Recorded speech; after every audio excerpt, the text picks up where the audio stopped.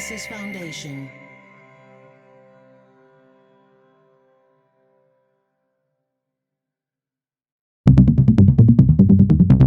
Dublab.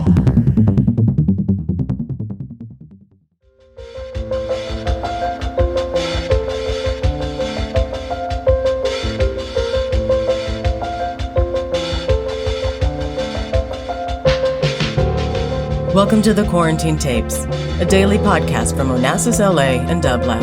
Hosted by Paul Holdengraber, this series chronicles shifting paradigms in the era of social distancing.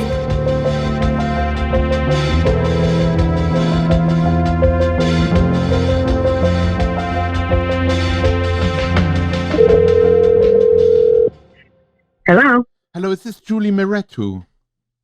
Yes, speaking. Hello, Julie. This is Paul Holdengraber calling you. I'm so happy to have you on the call, and I'm so happy you agreed to be part of the Quarantine Tapes. How are you tonight? It's a pleasure. Good, thank you. Good, thank you. How are you? I'm alive. It's such a strange. I mean, even that question feels different now than ever. How are you at this moment? Just feels. It's hard to. I mean, one can answer it very politely, but in many ways, how we are is so dependent on how everyone else is more than ever. It is true. It is true. It is true. I feel really thankful to be here and thankful to be talking to you, and really thankful to be alive. Me too. So I'm in it. I feel good about that. And yeah, a lot of gratitude. Yes, without a doubt, and I feel like I'm in a place. There's this kind of there's a certain kind of anxiety and urgency to this moment, and there's also an immense amount of stillness to this time. And I feel like I'm trying to be right there, right? Be as present as I can be to it. But I want to talk to you about that. It's so beautiful. The mixture of urgency and, how did you say, presentness? And stillness. Urgency and talk to me, perhaps more even than the urgency, which I think we all feel, the stillness, what that means for you, that word. I feel like in many ways it encapsulates your artistic practice as well. Well, I think there's an immense, as you said, we all feel the urgency in a way. And I think in a sense that urgency heightens an existing urgency from before the COVID crisis in a way. And when it's laying bare so much of the inequities and problems and kind of complicated difficulties of our reality. And in a sense, it's really laying that bare. But in the midst of that, and in order to negotiate that, this crisis is somehow insisting on a certain kind of stillness in time, and almost like a slowing down of time. But even though time doesn't feel that slow, it also feels like it's moving very rapidly. But at the same time, within that, there's this slowness and movement, and this inability to really move and spatially. And I think that changes how one navigates space and time. And so that's the stillness I'm thinking about. And in that, even though and I know in the big picture of things, it's a short amount of time. But if you're usually moving a lot and traveling a lot, and as I usually do, and kind of moving through the world and engaging with people a lot, and kind of that, then it's a really different experience. And I feel like the time where I'm with my family, and they're the ones that I see on a daily basis, and it's just us in the countryside, and the time has kind of paused in a way, or every other aspect of the way that I engage with time has paused. Where do I find in more of an exchange way? Where do I find you actually? And added to the question of the location, I want to also ask you: did you paint today? I did paint today. I paint almost every day here.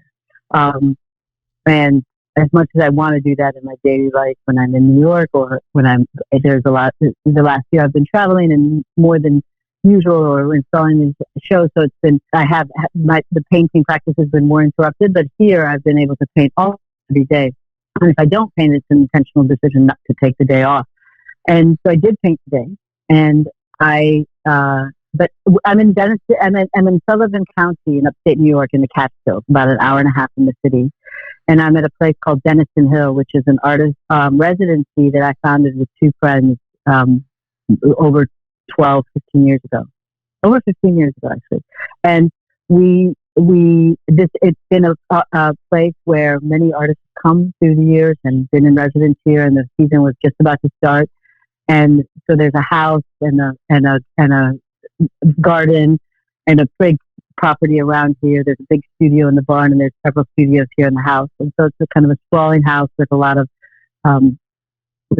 space for this endeavor of like working and making and being in this environment, which is the Catskills in New York. It's beautiful. It's magnificent. I feel we're really lucky to be able to have this place as a refuge and a retreat at this moment. And it's empty now. There are no other artists, so they are. No, there are no other artists here at the moment. I mean, one of my assistants, my studio manager and assistant from the city, helped pack up our studio.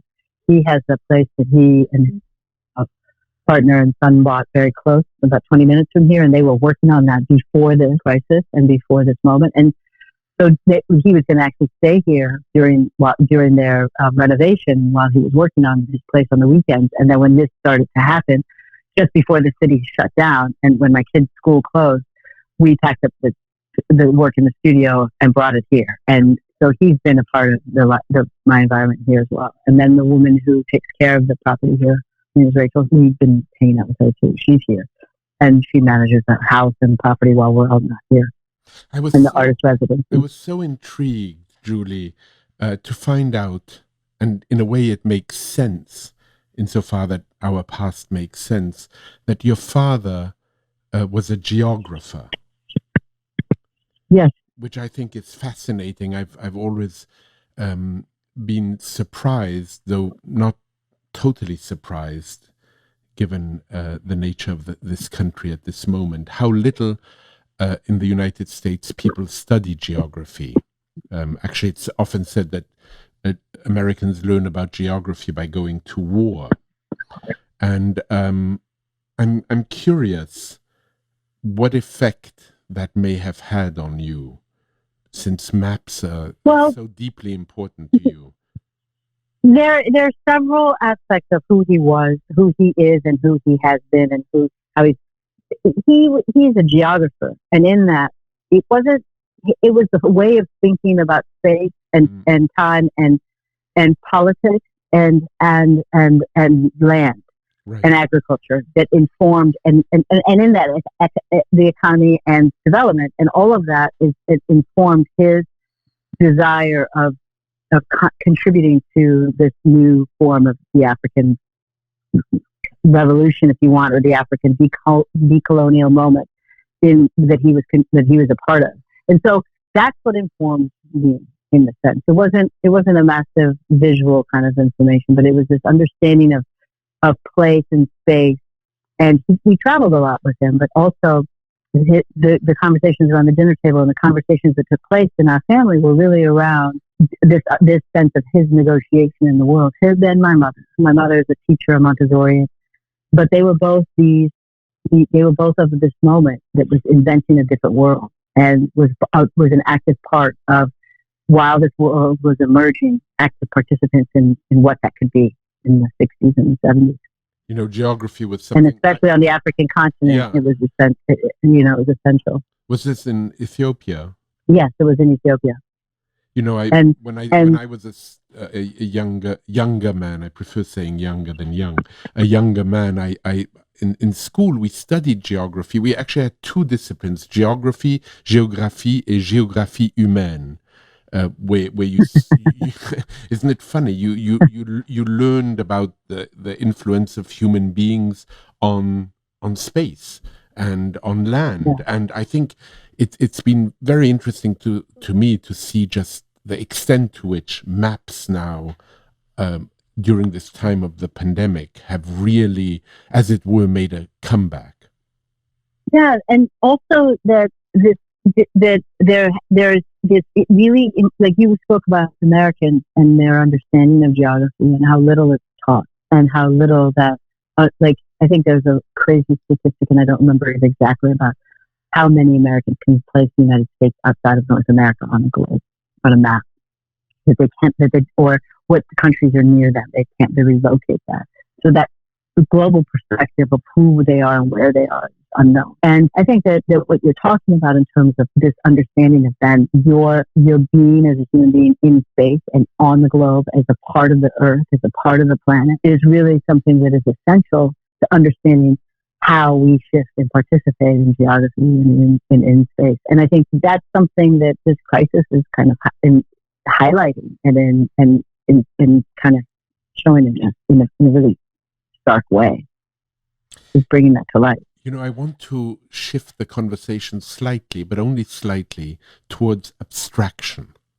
And by way of celebrating today Turner's birthday, he was born on this day in 1775, and he said, "Indistinctiveness is my forte."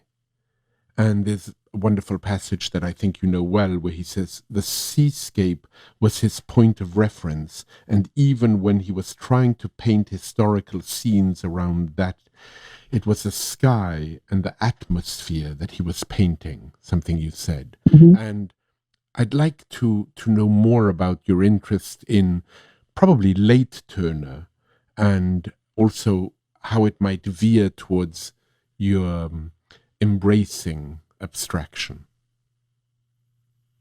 Well, Turner is a favorite of mine, and it's that really that sublime space that he would try to, in a sense, find in paint and in material form, try to find some form to depict this kind of this thing that's undepictable, that's undescribable, that's ungraspable in a way, and it's about trying to find that other space. And I think that for me, abstraction is all like what my attraction or gravity towards abstraction has been, that it is this place of opacity, that it is this place of possibility where language can be invented and where a different form of imagination can exist. And one of the reasons for that is that I really resisted and it's not a criticism of representational work, because I think there's incredibly important representational work, Turner being one of those artists in a way. But I think that for me,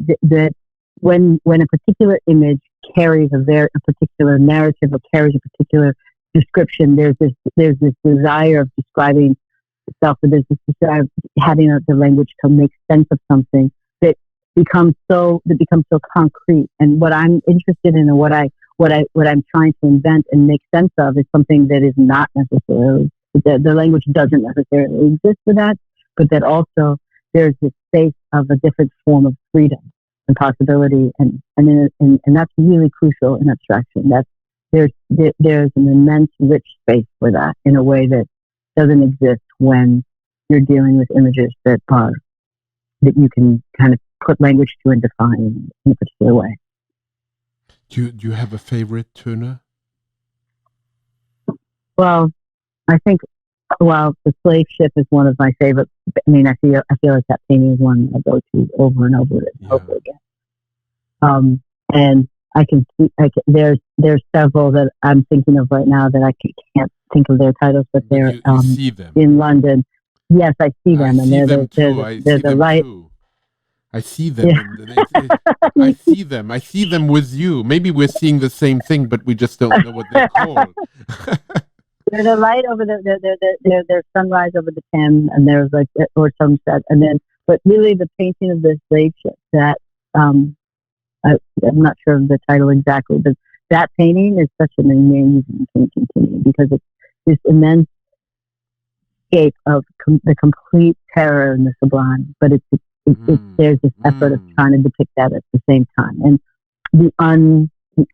what is completely undescribable that is trying to be materialized in paint in a way. and the light and the color of that, and how the water and the light and the bodies and the light of the sky kind of merge into one another. It's incredible. I mean, it gives me, you know, what Nabokov spoke about when he spoke about what literature should do. But looking at Turner paintings really does that. It gives me a tingle in my spine. And sometimes, you know, those tiny little sketches like a ship or a boat in a storm. I mean, there's nothing. I mean, what makes it so perfect for me is there's really nothing to add, and yet it's a sketch. And the materiality of light. Really trying to paint that. Also, it's a substance that is so fundamentally material and clumsy. Paint is a substance that, while it's liquid and slippery, and there's something seductive about that, when you put it down, it is a very physical material that is substantial in a way. And to be able to try and invent something like that and convey that from paint, that's an incredible effort. That's one of the things I love about painting. What you love about painting? What were you going to say? I feel like I interrupted you. No, it's one of the things that I love about painting. Yeah. That from that materiality, something else can exist. A space also for dreaming. I'm sorry, I'm losing you in this connection. Are you losing? Hear me? I can hear you very clearly. Can you hear me? Okay, great. Now I can, yes. Yeah, I just said a space for dreaming. I loved that quotation that you so much love of Chinua Achebe, where he says that the role of the writer is to create the headache, which immediately, because I'm a quotomaniac by profession, made me think of you know, the wonderful and very famous line of Kafka, where he says, "I think we ought to read the kind of books that wound or stab us. A book must be an axe for the frozen sea within us." And I'm wondering if you can unpack why the role of the writer is to create the headache resonates so much with you. Well, I think there's this expectation sometimes that work will, or art, or writing, or that art as a form can be something that can be prescriptive, that can be something that can be determinative, or something that can explain something.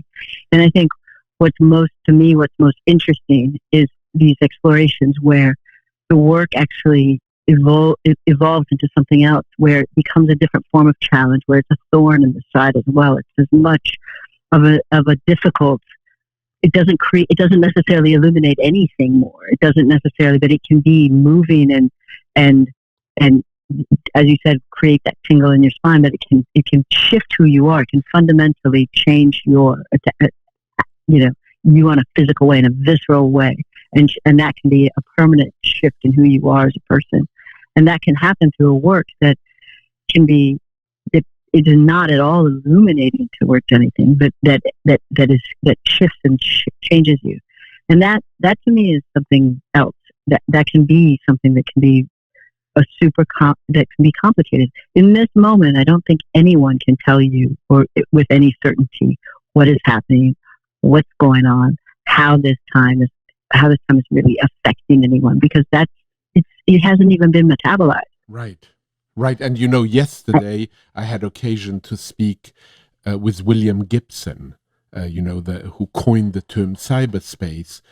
And he just wakes up in the morning, Julie, and just doesn't know what the day will bring about. And this is a man who, wrote among the most extraordinary books, science fiction books, and writing science fiction for him now is very difficult. We're living in it. Yeah. It's a mess. I love the fact that made you laugh, but tell me what you're reading. I love the fact that you're laughing with this wonderful laugh. I adore it. Tell me what you're reading. Well, I'm reading Moby Dick, which is one, and then also Wayward Lives by Sadia Hartman. But Moby Dick is I have this habit of listening to old books that I never read that I should have read because I have insomnia when I can't sleep or to go to sleep. Oh, you too. Because sometimes I have it. Yeah. Well, isn't it lovely? It's lovely to keep the night company, isn't it? Yeah, and each book, whichever book it is, it becomes, and I love to choose really long books, and it becomes, and this book is especially like to be lost in Moby Dick at night and look forward to even if I wake up, I mean, the thing is, usually I would wake up in the middle of the night and be up for a few hours, and right now I'm not. I'd like put the sleep timer on in case I fall asleep so that I don't get too far ahead, and it's such a great book to actually re-listen to. So if you do fall asleep, you can re-listen to it. But every time I listen to a chapter in a different way, and it's one of the books I've listened to, in which is the case of most of them usually, that I want to actually then pick it up and mark sections in the book and reread it. But it's an incredible book to be lost in during this moment. And I can't, I mean, that book is also part of what I'm lost in the studio too. And I think it's this complete confrontation with this existential kind of moment and not just moment, but reality and the unknown. And we have as I'm right here in the United States, in this country, it's an intense thing to be in at this moment. And it's been so revealing, and I feel like I don't know how that lined up to this time because I started it before. Books find us. I'm sorry? Books find us. Books find us, exactly. I mean, and to be lost in this, where Ahab being this Trumpian autocrat, just we're on this boat, and we don't know what will happen to this boat. Yeah, I mean, it feels like the thing we really don't, and it's really frustrating because we're stuck in this moment where it feels like it will be extended and an extended form of pain and hardship. And in another way, I think this can only allow for something else to happen, for something else to occur in this time, because so much is being destroyed and so much is being taken apart that there has to be space for the invention of something else, and a different set of decisions can be made. But who knows? Who knows? Depends. Who knows? It depends on what will take its place. And when I said, books find us, it reminds me of something that you've said, where you said all art chooses its audience. It does, yeah. How did you mean that? And how do you understand it now? Okay, well, I think that in terms of when you go, like, painting is a time-based medium. It's a slow medium. You need to experience painting is something to be in front of the painting, and then to really spend time with the painting, and the painting reveals itself.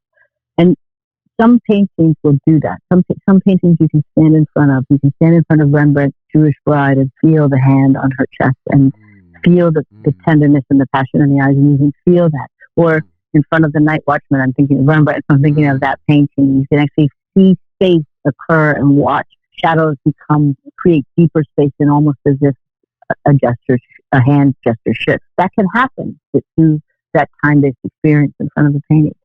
And I think that, but that chooses, you have to really engage with the painting, get pulled in and attracted and lost in it for that to happen. I think that, and there are times in a life where different work moves you in a different way. And at another time you'll see that same work and it doesn't have the same connection with you. And I know that I've tried to read Moby Dick many times earlier in my life, and I haven't been able to. And again, I keep thinking, what a book to be lost in right now. It's the book where everything is confounded, where nothing makes sense, and everything is inquisitive, questioning of everything else at the same time. And I'm completely enthralled and fascinated by it. I'm moved by it. The poetry of it, and the ecological kind of description, the anthropological, the philosophical, the theological, like, it's all enmeshed in that book. And it's this immense kind of, and the amount of space and time travel that happens in that book, the amount of space and cultural and time travel that happens in the ocean. There's this moment right now where that is only occurring through these ways, like we're talking on the phone, which I'm doing a lot more these days, or connecting through the internet. Listening to talks by people. Yeah, and the phone, which is a medium I actually have always enjoyed, but has became exotic. I mean, I remember so clearly my mother saying, "But enough already. You saw your friend 3 minutes ago in school. Do you need to speak to him or her for the next 10 minutes on the phone?" Oh my God, I remember that. You remember that? I mean, we're old enough to remember that. But the phone for the last 15 years or so has become tremendously exotic, but now it's become a need, because we have a need to connect and to hear what Roland Barthes spoke about when he spoke about the grain of the voice, le grain de la voix. It's very important to go back Absolutely. to the intonation, to hear Julie's laughter. I mean, that's great. There you have it. I wouldn't get it if I was sending you a text. You were asked just about a year ago to name 3 great influences, and you said music, revolution, and failure. Would they be that now? I think failure is so interesting also in the context of what you're reading at this moment, but I'd be curious for you to say something about those 3 influences. Yeah, I mean, to speak about failure as an influence, it's one, because that's how you find a space in creation and trying and negotiating, but also failures of the effort, on a much larger scale and in every way possible. Like it goes back to my source, even as in my family, the effort of trying to contribute to make a different Ethiopia. It totally consumed itself in essence, and the revolution broke to the point where we had to leave. And many lives were broken by that. Many lives in my family, many people who didn't see each other for decades, where new lives had to be restarted in different places, in different faraway places, and some people never saw each other again. And so you had and then the fundamental kind of breakdown of the country and what happened. And some will think of some aspects of that revolution as successful, and many others will think of those as other failures. And some ways that the new government tried to rebuild the country, some parts of those are considered. But this cycle of effort and invention within the failure, and within those gaps and those spaces, within those breaks, to me that's like this incredible place of possibility, and a place that I mine in a way to make and think through what else can happen. And a lot of that is also because of the failures what we have been and what we have done, and the atrocities that we have become who we are as a collective country now, on the history of like the atrocities of slavery and genocide, and however you want to think about it, these immense failures to a particular way of being. And I think but within that space, it's not. I don't think nihilistically or pessimistically in that space. I think that I'm amazed what is, no matter how much people are denied their capability of being, there's this kind of insistence on becoming and inventing anew and kind of finding another form of freedom and possibility in that. And so to me, that's a really important space. Julie, evolution, because it. Julie, I can't thank you enough. We'll have to leave revolution and music for another conversation, and and American exceptionalism, and so many other things I wanted to talk to you about. American exceptionalism has failed us right now, right? I know. I know. So there you have it. We spoke about it. Julie, I can't thank you enough, and I hope we see each other before long, for real. But for now, I give you a virtual hug. Thank you so much for taking the call, and we'll get to music, and we'll get to revolution, and we'll get to many other good things, including slowness, which I want to talk to you about much more. Thank you so much. Okay, wonderful. Thank you, Paul. All the best. Bye-bye. All the best to you. Bye-bye. To support this show and Dublab's progressive programming, go to dublab.com/support.